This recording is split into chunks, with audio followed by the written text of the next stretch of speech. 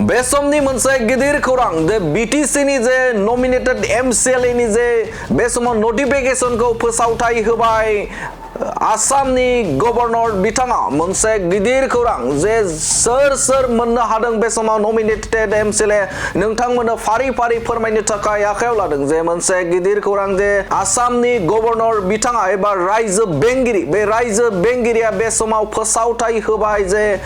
गुबुन गुबुन बीटीसी नि गुबुन गुबुन हारिनिफ्राय नमिनेटेड एमसीएलए नोंथांमोननो फोरमायनो थाखाय आखायाव लादों जे बबे जायगानि आरो बे सोर मोननो हादों नमिनेटेड एमसीएलए खौ फोरमायनो थाखाय आखायाव लादों बे समाव नुनो मोनदों जे कर्मेश्वर रय राजबंशीनिफ्राय मोननो हादों कर्मेश्वर रय बिथाङा कक्राझारनिफ्राय बिथाङा मोननो हादों आरो बेनि अनगायैबो राभा कमिउनिटिनिफ्राय बे समाव मोननो हादों रतन चन्द्र राभा उदालगुरिनिफ्राय बिथाङा मोननो हादों राभा कमिउनिटिनिफ्राय बे समाव रतन चन्द्र राभाया मोननो हादों आरो बेनि अनगायैबो बे समाव गरखानिफ्राय मोननो हादों नन्दलाल मगरा बे समाव मोननो हादों बिथाङा चिरां रुनिकाटानिफ्राय मोनदों कोच कमिउनिटिनिफ्राय बे समाव मोननो हादों हेमप्रभा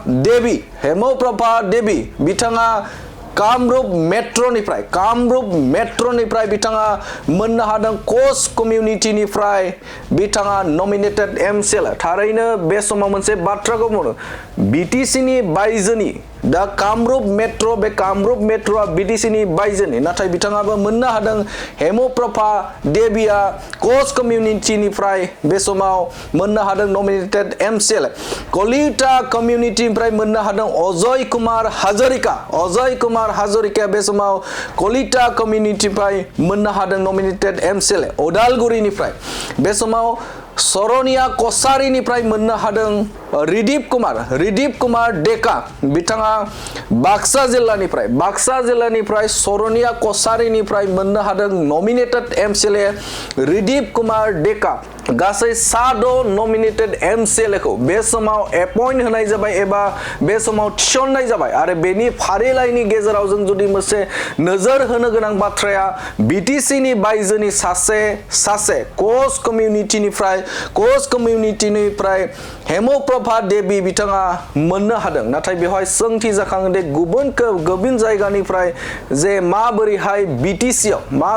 बीटीसी नि आयेन आफादनि सासे एमसीएलए जानो हायो बे मोनसे गिदिर सोंलु नाथाय बे समाव आसामनि रायजो बेंगिरिया बे समाव फोसावथाय होबाय मोन 6 नमिनेटेड एमसीएलए एबा गुबुन कमिउनिटिनिफ्राय नमिनेटेड एमसीएलए बे समाव फारिलाइखौ बे समाव होनाय जाबाय।